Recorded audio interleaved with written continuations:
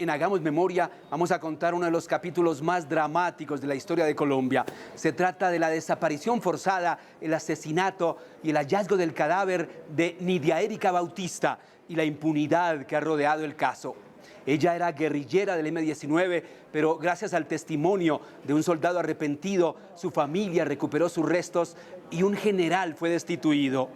26 años después, sus hermanas, su hijo y su sobrina acaban de ganar el premio franco-alemán Antonio Nariño de los Derechos Humanos porque desde la Fundación Nidia Erika Bautista han ayudado a encontrar a otros desaparecidos forzados.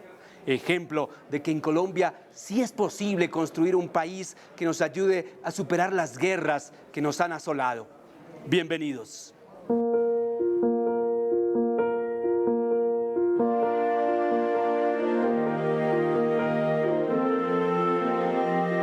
El recuerdo vivo de ella como persona muy alegre, muy sonriente, de muy buen humor.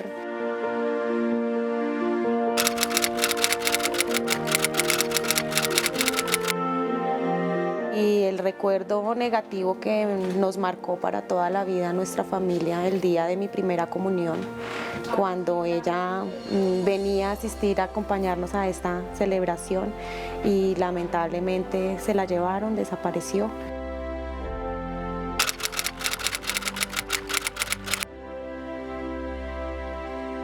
El día 28 de agosto de 1987 es detenido, desaparecido, un compañero de la estructura de ella, Cristóbal Triana, un joven de 28 años, estudiante de la Universidad Autónoma. Y a él se lo llevan para que diga dónde está Nidia. Él era novio de mi tía Janet y por lo tanto sabía que ese fin de semana íbamos a celebrar mi primera comunión y la de la hija de Janet, que iba a ser en el barrio San Antonio, en el colegio en el que nosotros estudiábamos. Y allá ese día, bueno, nosotros el 30 de agosto de 1987 vivíamos en el barrio Casablanca, al suroccidente de Bogotá. Fuimos hasta el barrio San Antonio, que es en la tercera sur con Caracas, en la octava sur con Caracas. En la ceremonia, bueno, estuvimos ahí con algunos amigos de Nidia Erika y con los curas marianistas que eran los directivos del colegio donde yo estudiaba y donde hicimos el curso de primera comunión, y después nos regresamos otra vez al barrio Casablanca. Ahí estuvimos compartiendo toda la tarde hasta eso de las 6 de la tarde, que ella sale a acompañar a una de sus amigas al bus y allí es raptada por 9 hombres vestidos de civil en una camioneta Suzuki gris.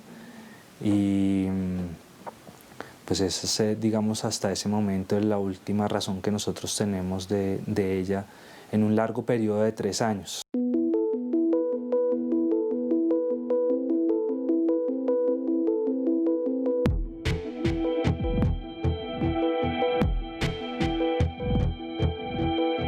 El día de la desaparición de Nidia Erika estábamos todos juntos celebrando la primera comunión del niño de ella y de mi niña, de manera que todos nos dimos cuenta de la desaparición de Nidia, porque cuando eran las 6 de la tarde ella salió a acompañar a una amiga al bus y no regresó. Ella iba a ser mi madrina. En ese día me dijo que no podía ser mi madrina porque por cuestiones de trabajo ella no podía estar presente tanto en tantos momentos. Ahora analizo que quizás ella sintió en su corazón que no iba a poder asumir ese papel de madrina porque algo iba a pasar. Y de ese día recuerdo sí que se la llevaron varios hombres y que no volvimos a saber de ella y que dejó un vacío inmenso en nuestra familia.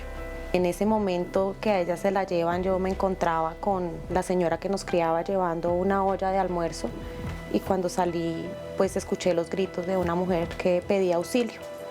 A pesar de mi corta edad, identifiqué inmediatamente que era la voz de mi tía Nidia Erika y le dije a mi nana que ella era la que estaba gritando. Ella se asustó mucho porque había hombres armados y me dijo que siguiéramos caminando y que por favor no miráramos ni hiciéramos nada. Vi cuando la camioneta se subían algunos hombres en la parte de atrás y la camioneta arranca sin rumbo conocido.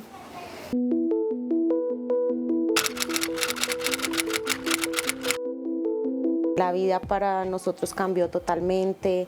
Mi mamá, que era una secretaria de usar tacones de 15 centímetros y ir todos los días a la peluquería, se bajó de los tacones, dejó su trabajo y empezó a tocar puertas en todas partes preguntando dónde estaba Nidia Erika.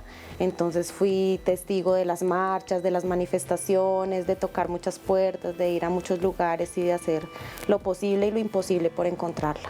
Principalmente se encargó mi tía Janet y mi abuelo. Iban a los batallones militares, a medicina legal, sacamos unas fotocopias con la foto de ella y la de Cristóbal y las repartíamos en los buses.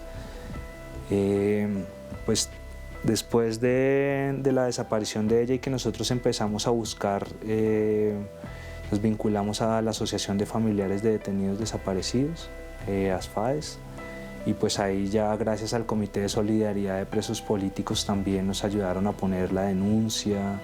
Comienza con mi papá, con él escribimos una denuncia, colocamos la foto de Nidia, nos fuimos con él a recorrer todas las calles, a ir a la Procuraduría, en esa época Instrucción Criminal, que era la que investigaba. Fuimos a los hospitales, fuimos a medicina legal, nos subíamos en los buses con la denuncia en la mano y con la foto de ella y con la foto de Cristóbal, y le preguntábamos a la gente si la habían visto. Caminamos muchísimo.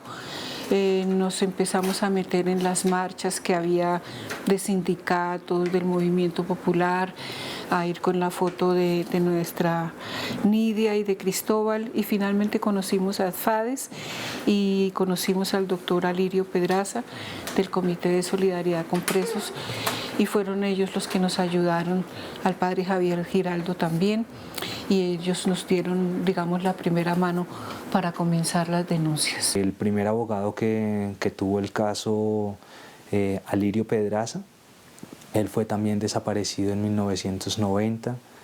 Después de eso el caso también lo tomó el abogado Eduardo Umaña Mendoza, que fue asesinado en 1997.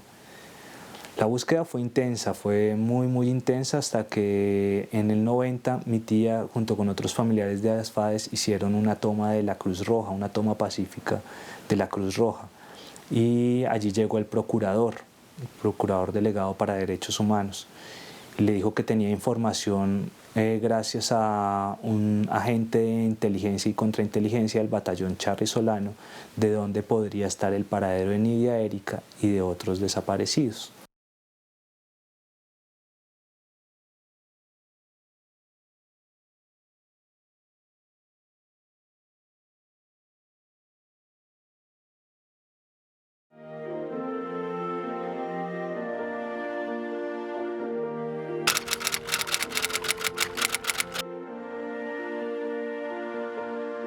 Y ya después supimos a través de un suboficial del ejército que confesó que Nidia Erika había sido desaparecida por el batallón Charri Solano, por varios de sus suboficiales y con la aprobación de un oficial. El testimonio del soldado dice que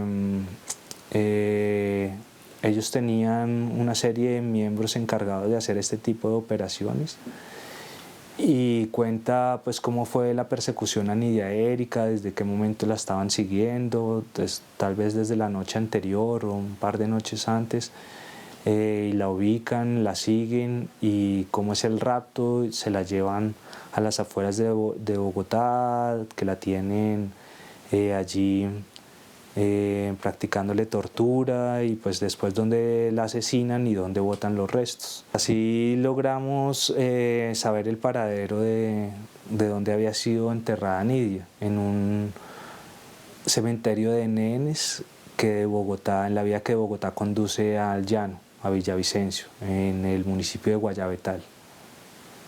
Allí había sido encontrada el día 12 de septiembre, o sea, 12 días después de su desaparición, con señales de tortura, con señales de abuso sexual, de haber sido violada, y con un tiro de gracia en la cabeza. Allá estuvo enterrada 3 años como NN, hasta que nosotros nos acercamos con el doctor Eduardo Umaña Mendoza a solicitar la exhumación, y el enterrador era el mismo que la había enterrado. Entonces, por una fotografía de la primera comunión que nosotros teníamos, él se acordó perfectamente el sitio en donde había sido inhumada, y pues allí encontramos una bolsa negra con los restos y pues con los restos también del vestido, del zapato que nos permitió la identificación de los restos. El sargento Bernardo Garzón señaló el sitio donde había sido enterrada Nidia Erika, la forma como había sido asesinada, las motivaciones, y señaló no solo el caso de ella, sino el caso de otros 6 o 7 desaparecidos hombres y mujeres de distintos organismos de la subversión.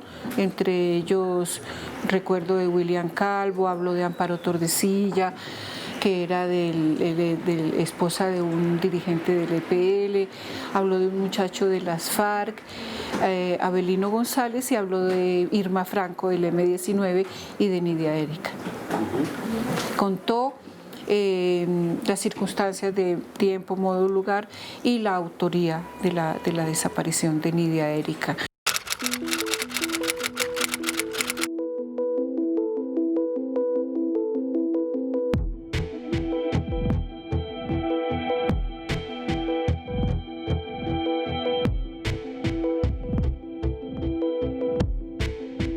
En el momento en que la encontramos, pues todavía somos muy pequeños con Eric, y pues es de todas maneras un golpe muy fuerte.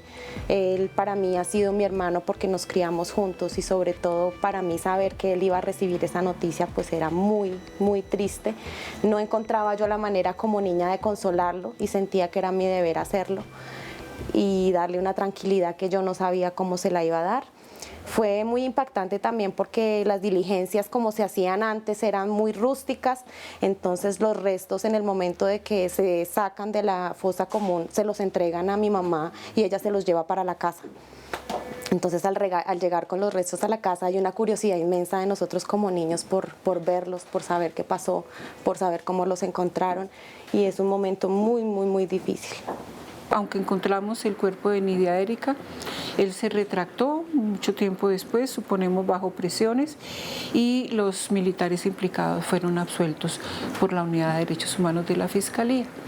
La Fiscalía tardó 16 años en devolvernos los cuerpos después de que tuvimos que entregarlos porque los militares decían que no era Nidia Erika, que era falso, que esos restos que nosotros teníamos eran de Nidia Erika. Pero se probó que sí eran, y sin embargo eso no removió el muro de la impunidad.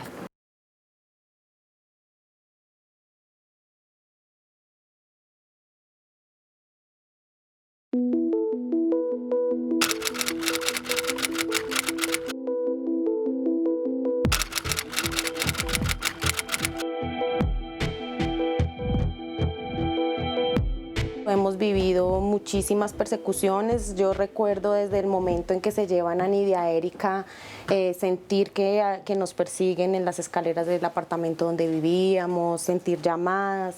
De allá en adelante, con el compromiso y la entrega tan grande que tiene mi mamá por la búsqueda de Nidia Erika y por la denuncia y por no quedarse callada, pues inician también muchísimas vigilancias. Siempre casi que crecimos acostumbrados a tener carros sospechosos enfrente de nuestra casa vigilando todos los movimientos, hasta el más mínimo como salir al parque a jugar. Siempre personas pendientes de todo lo que estamos haciendo. Entonces ha sido una constante para nuestra familia que nos llevó a exiliarnos casi por 7 años.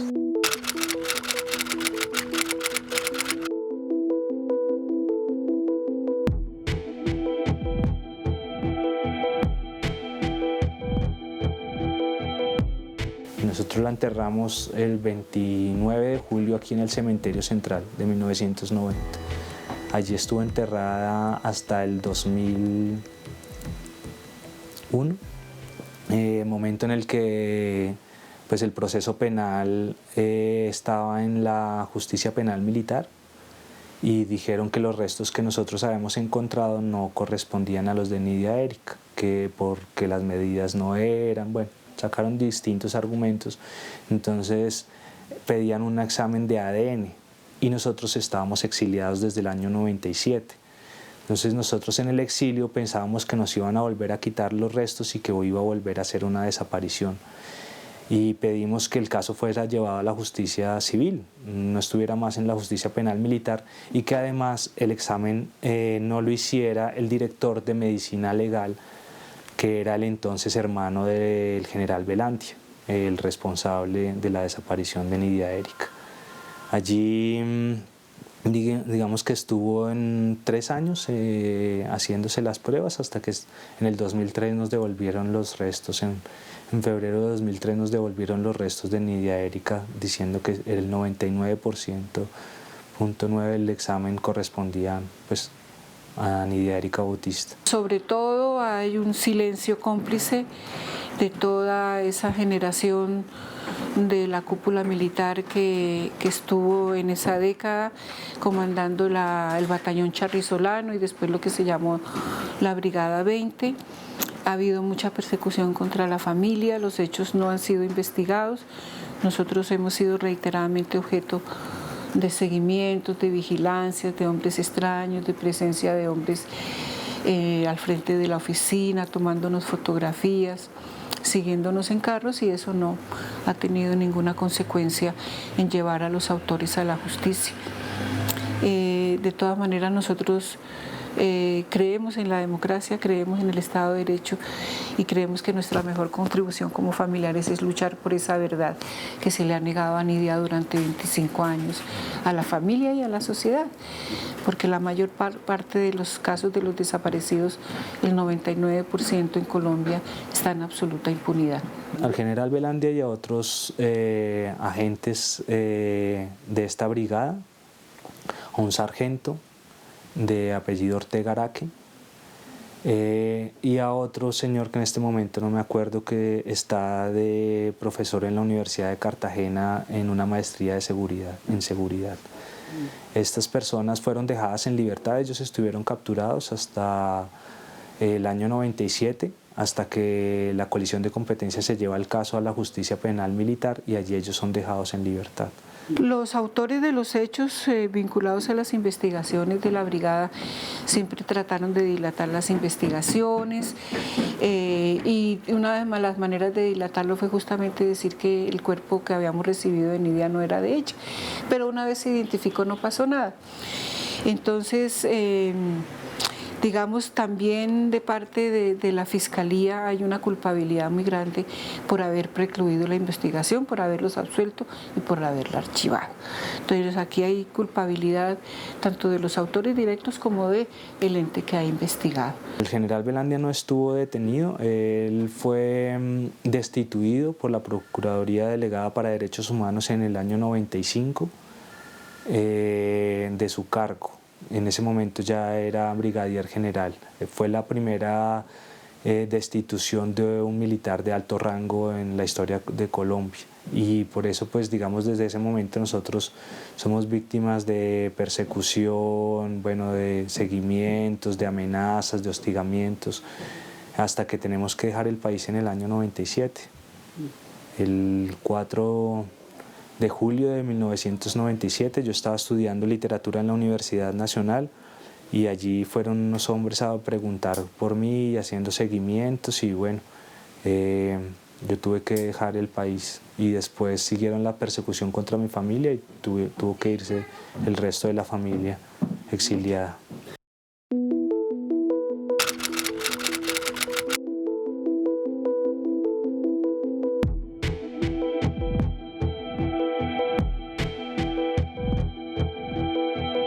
El caso pasó a la unidad de género de la Unidad de Derechos Humanos por mucha petición nuestra y porque nunca se investigó la violencia sexual que seguramente se cometió contra Nidia Erika en su cautiverio, que aseguramos por la forma como ella fue encontrada sin ropa interior en el día de la primera comunión de su hijo, cuando nosotros estábamos con ella y digamos, no, ella no estaba en una discoteca, ni estaba en un motel, ella estaba en la primera comunión de su hijo.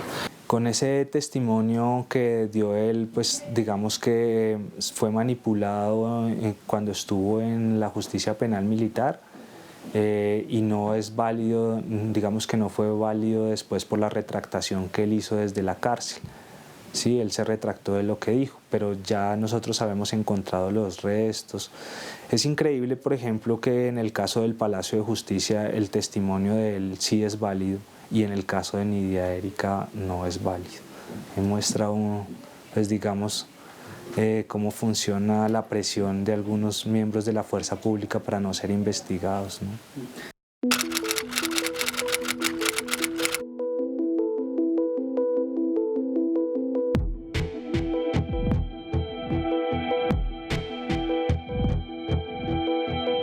Particularmente esperamos que se haga justicia respecto de los miembros del Ejército, del general Álvaro Velandia Hurtado, que ha sido restituido a su cargo por el Consejo de Estado, y 3 suboficiales que participaron también del batallón charrizolano en la desaparición de Nidia.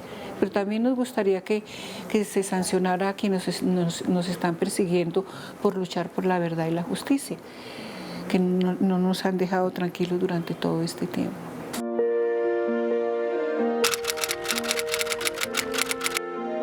Fui la primera que volvió después del exilio. ¿Así? Para mí siempre fue muy grato volver, o sea, las razones y las circunstancias en que tuve que salir fueron muy difíciles y a pesar de que sabía que Colombia es un país con miles de problemas, siempre quería volver y sentía que aquí todavía había mucho que hacer. Entonces regresar fue muy importante porque reconstruir ese tejido con la familia, de habernos separado, de la forma en que nos habíamos separado, volver a tomar las riendas de nuestra vida y de nuestro camino como familia, ayudando a otras personas, pues fue un cambio bueno.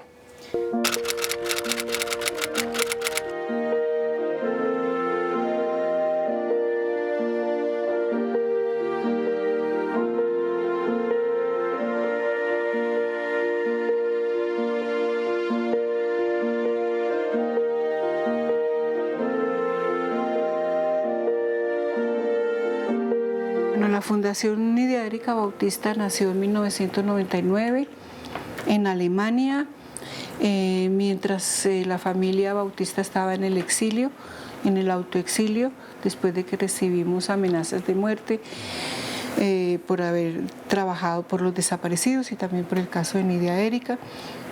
La fundamos en un pequeño pueblo en Alemania que se llama Albstadt, con el apoyo de la parroquia del pueblo, de muchos miembros de esa parroquia que daban una contribución voluntaria de 5 euros, 10 euros mensuales, una cosa supremamente sencilla. Y al regresar del exilio, en el año 2007, creamos jurídicamente la fundación en Colombia con varios defensores de derechos humanos, con la familia Bautista, y en 5 años ya atendemos alrededor de 200 familias de víctimas de desaparición forzada en 5 regiones. Janet, desde la fundación en Alemania empieza a apoyar, por ejemplo, el caso de las mujeres de Juárez, que en ese momento no era conocido, hasta que logramos llevar el caso a Naciones Unidas y a partir de ahí, digamos que con Amnistía Internacional se empieza a trabajar eso.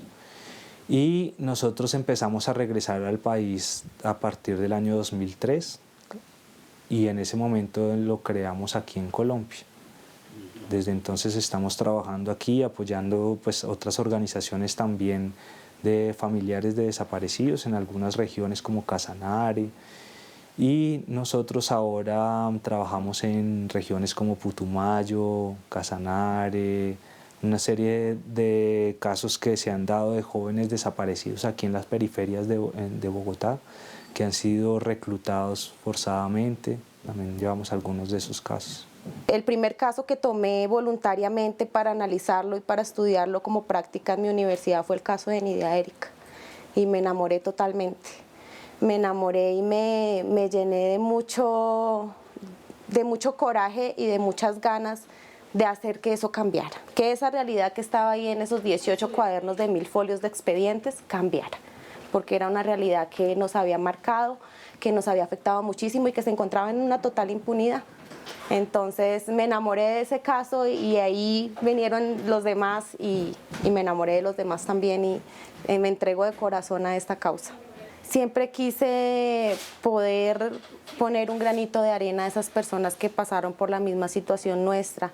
Además, porque la desaparición forzada es un delito que está totalmente invisibilizado. Nadie habla de eso, no es un tema importante, todo el mundo habla del secuestro y en ese sentido ni siquiera los abogados nos preparan para afrontar o para representar unos casos como estos que son tan difíciles. Los desaparecidos no aparecen. Es el crimen perfecto, no dejan huella. Entonces nadie quiere tener este tipo de casos. Y lo que yo siempre pensé cuando estudié Derecho es, yo quiero hacer en los casos lo que no hicieron en el caso de mi tía. Escudriñar y llegar realmente a la verdad.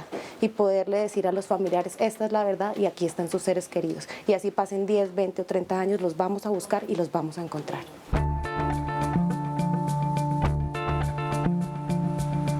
Digamos ya aquí en Colombia los logros más grandes han sido encontrar desaparecidos, que son nuestro mayor logro, ayudarlos a devolver a sus familias,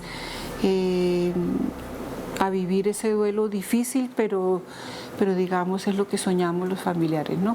Encontrarlos, darles su sepultura, poderlos llorar, poder vivir eso tan elemental de lo humano. Pero también, digamos, la aprobación de varias leyes en estos años, de 3 leyes fundamentalmente, la ley 1408, que es la ley de homenaje y localización de víctimas de desaparición forzada, que se hizo, digamos, mucho con el concurso de la Fundación, también de parlamentarios como Guillermo Rivera, como senadores como el doctor Valdivieso, también que nos apoyó con esa ley. Posteriormente conseguimos la ley de aprobación de la Convención Internacional de Desaparición Forzada con el doctor Iván Cepeda y Guillermo Rivera, y posteriormente la ley de declaración de ausencia para permitir que a las familias de los desaparecidos no le pidan la muerte presunta, porque hasta el año pasado las familias tenían que declarar muertos a sus familiares para tramitar cosas de sucesión, para poder vender propiedades, para poder ponerle el apellido a sus hijos, para trámites, para todo, bancarios, para todo. Y nosotros pensábamos que no es a las familias a las que les corresponde declarar muertos a sus seres queridos, sino a los jueces. Entonces conseguimos, como en Argentina, como en Perú, como en Chile, como en Uruguay, una ley de declaración de ausencia. En este momento tenemos aproximadamente 150 familias. Estamos ya con casos en todo el país. En el Valle del Cauca tenemos afrodescendientes, en Putumayo tenemos el resguardo de indígenas San Marcelino y otras personas del Putumayo. Aquí en Bogotá, en Antioquia, en el Casanare, en el Meta, ya estamos pues por todo el país con nuestros casos. Hemos afortunadamente logrado representarlos como debe ser, hacer un litigio estratégico, como lo he llamado yo, porque nadie había hecho una ruta de cómo se debe investigar y cómo se debe litigar una desaparición forzada. Hemos creado una serie de herramientas pedagógicas para que la gente sepa, tanto funcionarios públicos como las mismas víctimas de desaparición forzada o sus allegados, los que los busquen, saber qué es los pasos que tienen que dar para acceder a la justicia. Primero que todo, no aceptar que ninguna autoridad nunca jamás les diga que tienen que esperar 72 horas para recibirles la denuncia. El funcionario que haga eso está incurso en una falta disciplinaria y todos los ciudadanos tienen que saber que tienen derecho a que les reciban su denuncia. De ahí en adelante saber que existe un grupo de NNs y desaparecidos en medicina legal, que existe una Comisión Nacional de Búsqueda de Personas Desaparecidas que tiene la Defensoría y que agrupa a varias entidades del Estado que están en la obligación y que están creadas para ayudar a las personas que desaparecen sus seres queridos. El hecho de denunciar no solamente ante Justicia y Paz, sino denunciar también ante la justicia ordinaria para que haya todos los procesos y se cubran todos los campos para buscar a estos seres queridos. Activar el mecanismo de búsqueda urgente, que es una de las leyes que la Fundación ayuda a impulsar y que es una ley creada únicamente para buscar urgentemente a los desaparecidos, que tienen muchas facultades y que las autoridades deben hacer uso de ellas para que sean efectivas. No descansar, ser tercos. Creo que la ruta me la han enseñado mucho los familiares, ser tercos a pesar de que pasen 10, 20, 30 años. Mantenerse tercos, tercos, exigiendo que aparezcan, que los busquen, que nos digan algo.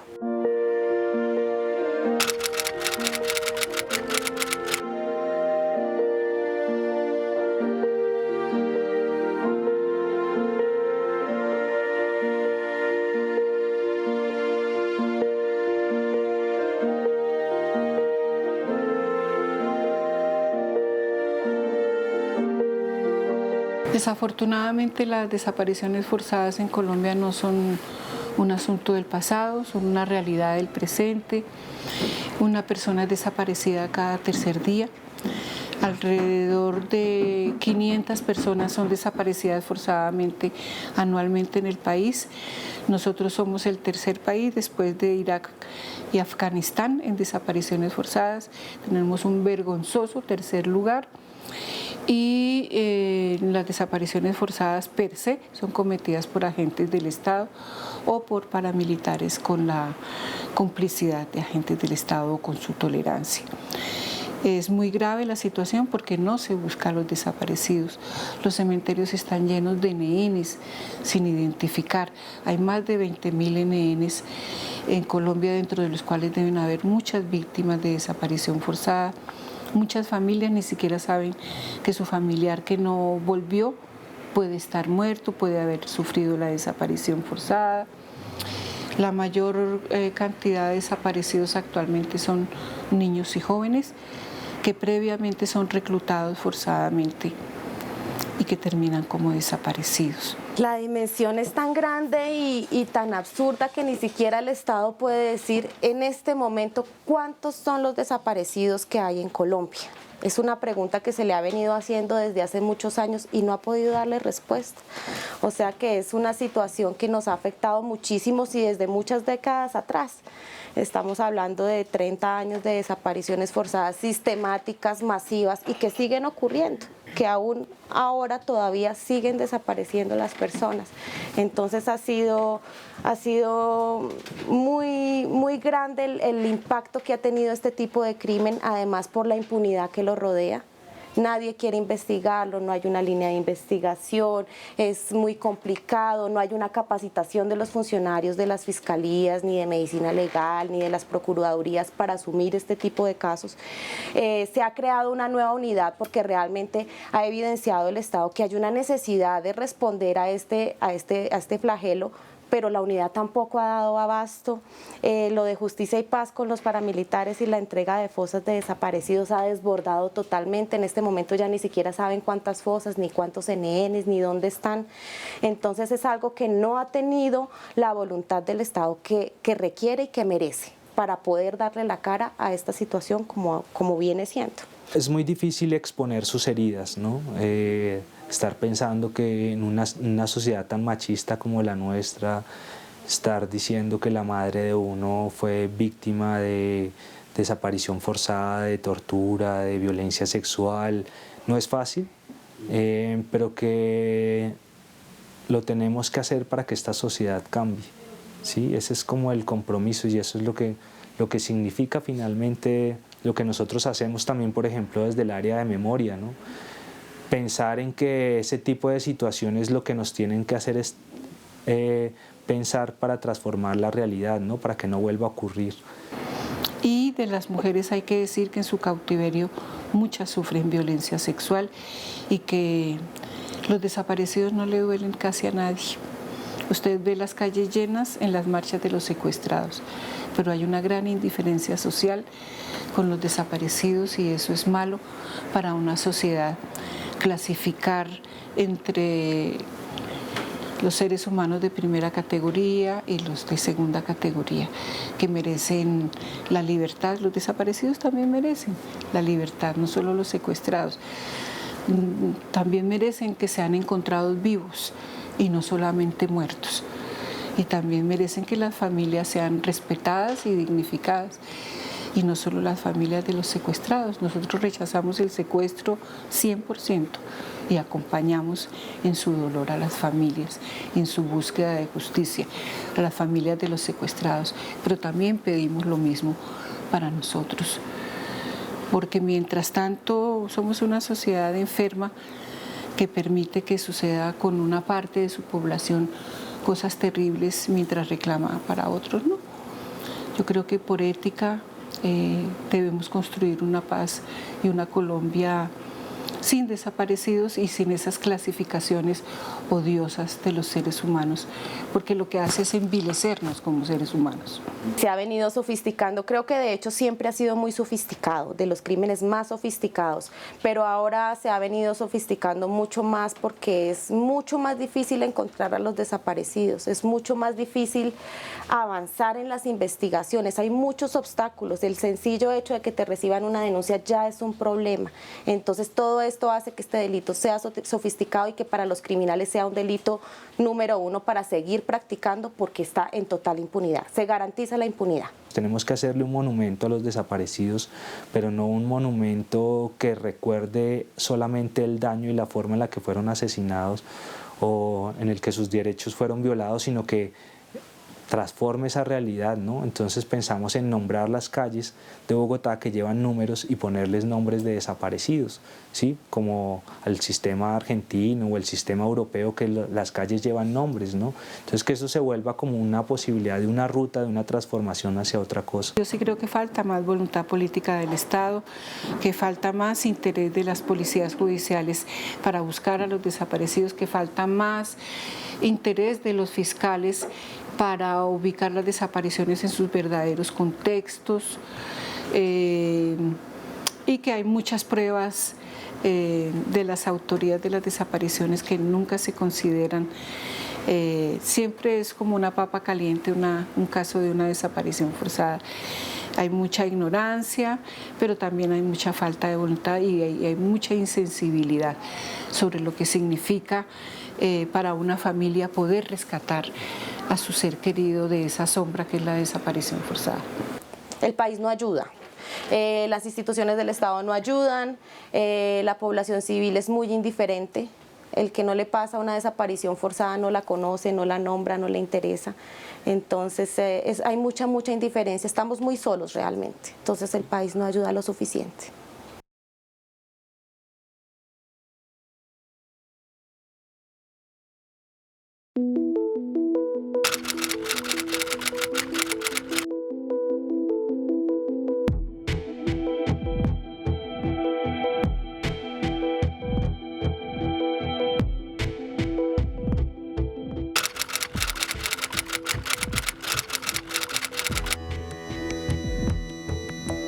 Es mi motivación todos los días, es mi amuleto además, yo llevo su foto siempre a todas las audiencias, a todas partes, es mi guía, es mi motor y es lo que me lleva a representar los casos con amor, como si fuera el caso de ella. Para mí todos los casos es como si fueran el caso de Nidia Erika Bautista. Nidia Erika tiene que ser recordada por ser una mujer soñadora, inteligente, porque quiso, digamos, cambiar el país para mejor. Y esa fue su lucha, pero también por todo lo que ha significado Nidia Erika después de su desaparición, por el sufrimiento que ella como mujer tuvo en su cautiverio, por los castigos que en ese cautiverio recibió por su condición de mujer, por su condición de militante de la oposición política, por la injusticia que se cometió con ella, pero sobre todo, digamos, por la lucha que ella ha hecho nacer como una semilla en nosotros, en los jóvenes que salen con nosotros a protestar en las calles, que nos acompañan a hacer los grafitis, para recordarle a la sociedad que las desapariciones forzadas no deben estar en una democracia, no deben existir en un Estado de Derecho y que deben ser erradicadas, ojalá con ese proceso de paz que se viene, que es nuestra esperanza, porque una democracia con desapariciones forzadas no es una democracia verdadera. Entonces el primer paso sería correcto que los militares, que los paramilitares dejaran de desaparecer personas por motivaciones políticas, sociales, étnicas, porque son pobres, porque son drogadictos, porque son delincuentes, porque son militantes de la oposición, porque son mujeres, por todas las razones por las que los desaparecen. Pues digamos que los primeros recuerdos que tengo es de estar yendo a la Universidad Nacional a acompañarla a sus clases y estando ahí con sus amigos de la universidad. con estudiantes de sociología. Y después cuando, como en esa primera infancia, como acompañándola a construir escuelas en Bosa, ellos tenían un grupo de trabajo en barrios populares y nos íbamos a cargar ladrillos, a ayudar a hacer escuelitas en Bosa y eso. Es como de sus primeros trabajos que recuerdo. Y después ya como sindicalista de Inravisión, la recuerdo en reuniones así con mucho ímpetu, con mucha fuerza, con mucho carácter, brava. Y hasta que me contó pues ya de su vinculación al M-19, no, digamos que fue siempre muy clara conmigo y me decía por qué lo hacía y cuáles eran sus razones.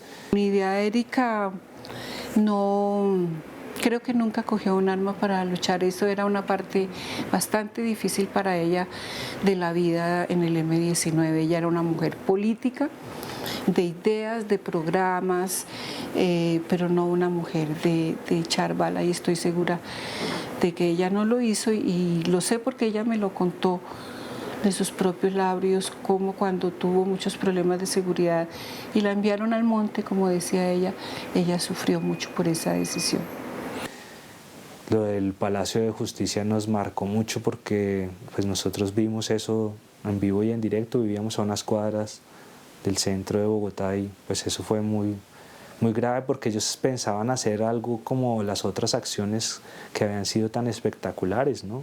La toma de la República Dominicana, de la embajada, con otro tipo de acciones como esas, ¿no? No tan trágica como terminó.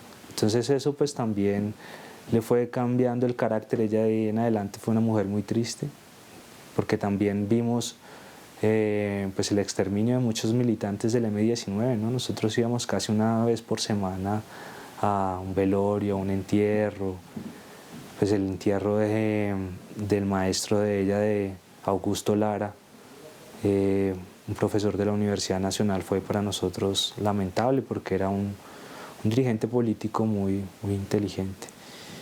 Y de ahí en adelante pues ya fue vivir la clandestinidad de ella hasta la detención en el año 86, pues, que fue muy difícil porque ya no solo cambió ella físicamente, sino que se le marcó mucho esa etapa de tortura, hasta el año 87, ¿no? Que pues esos últimos meses era estarse escondiendo todo el tiempo, fue muy difícil. Pero era una mujer muy inteligente. Ella, por ejemplo, participó en la redacción del documento de los Robles, que fue con el que se redactó la paz entre el M-19 y el gobierno, ¿no? La vi sufrir en el momento porque vivíamos muy cerca del palacio y veíamos el edificio en llamas desde la casa, y yo la veía llorar viendo.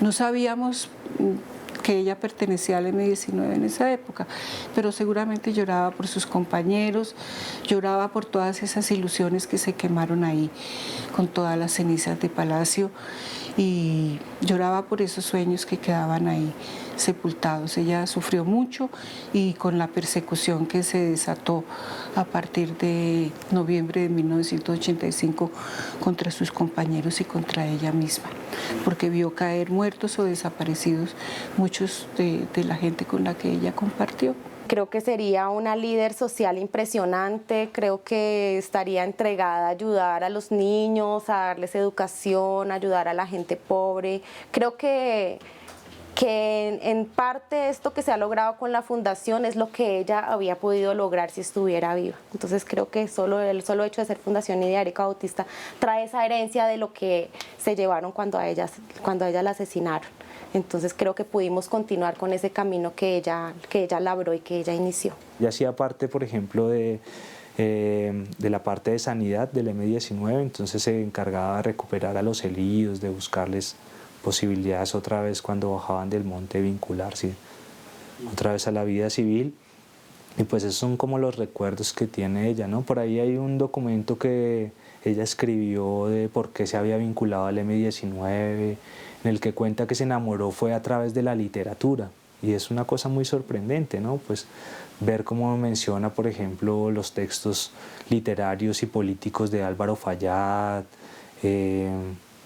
los libros como Siembra vientos y recogerás tempestades. Yo pienso que ella estaría trabajando con mujeres, ella siempre quiso trabajar con mujeres víctimas del sistema económico, ¿no? Pienso que con mujeres marginales, quería hacer un instituto para trabajar con hijos de prostitutas, con población marginal. No sé, pienso que estaría o de profesora en una universidad dando clases o con una organización humanitaria. La foto es de mi padre, de Publio Alfonso, sostiene en sus manos la foto de Nidia Erika, su hija, cuando ella cumplió 13 años. Él la llevó a la Plaza de Bolívar, que es un lugar que él frecuentaba mucho porque era del Partido Liberal y tenía un significado muy grande por su militancia política allí. Quiso llevarla allí para mostrarle la plaza donde Gaitán muchas veces dijo sus discursos también en presencia de él. Y digamos, la mira con tristeza porque esa foto fue tomada 2 años antes de su muerte y el caso todavía estaba en total impunidad. Ella era la niña consentida de él, la primera, la mayor, la que más admiraba a él, yo creo, porque era una mujer muy inteligente, muy intelectual y la que lo acompañó, digamos, durante muchísimo tiempo justamente a ir a la Plaza de Bolívar a vivir su militancia política, y yo creo que él influyó mucho en la vena política que Nidia tuvo después y en su sensibilidad por los problemas sociales del país.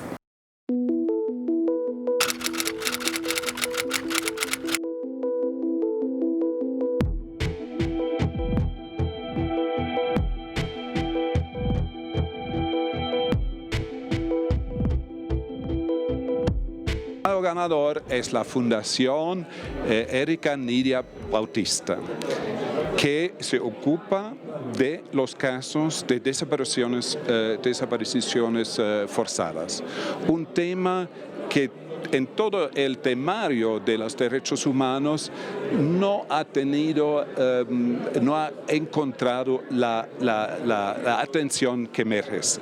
Para nosotros ha sido un honor recibir de las manos de los embajadores de Francia y de Alemania el Premio Antonio Nariño 2012 a nuestra labor. Para nosotros significa un reconocimiento, un aliciente para seguir adelante en medio de las dificultades, significa que están preocupados por las desapariciones forzadas y por la impunidad que las rodea, y significa que nos están dando un abrazo para este camino que sigue, que es el camino de la construcción de la paz. Hemos entendido que la suerte de encontrar un desaparecido en este país es una suerte que le corre a muy pocos, y que es una responsabilidad a su vez, que es una responsabilidad ética, y que todo el largo camino que nosotros hemos recorrido para encontrar justicia en el caso de Nidia Erika lo debíamos también entregar a la sociedad, porque nosotros contamos con mucha solidaridad. Con mucha alegría, con mucha sorpresa también, porque la verdad pues el trabajo nos tenía tan absorbidas que casi que no nos presentamos. Entonces nos presentamos como a última hora, pero creo que ha sido el reconocimiento a tantos y tantos años de entrega, de lucha, de amor, porque sobre todo aquí a esto se le ha puesto muchísimo amor.